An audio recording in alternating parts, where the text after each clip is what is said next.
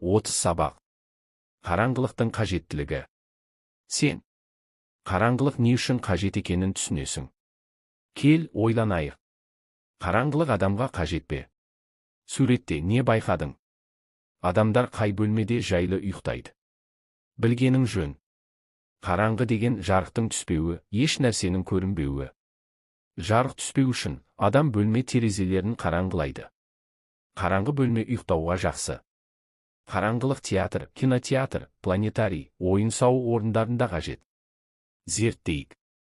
2. Мәдени көпшілік орындарда қараңғылық не үшін қолданылады?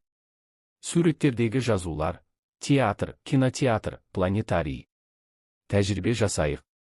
3. Сынып бөлмесін қараңғыла. Проектор арқылы экранға қолдарыңның көлеңкесін түсір. Қолымыздың көлеңкесін қалай үлкейтуге, немесе кішірейтуге болады? Қызықты мәлімет. Қараңғыда көзі жақсы көретін жануарлар бар. Олар күндіз ұйықтап, түнде жемтіктерін аулауға шығады. Олардың көздері адамдарға қарағанда 6 есе өткір болады. Суреттердегі жазулар, үкі, жарғанат. Қараңғылықты өлшеу мүмкін емес.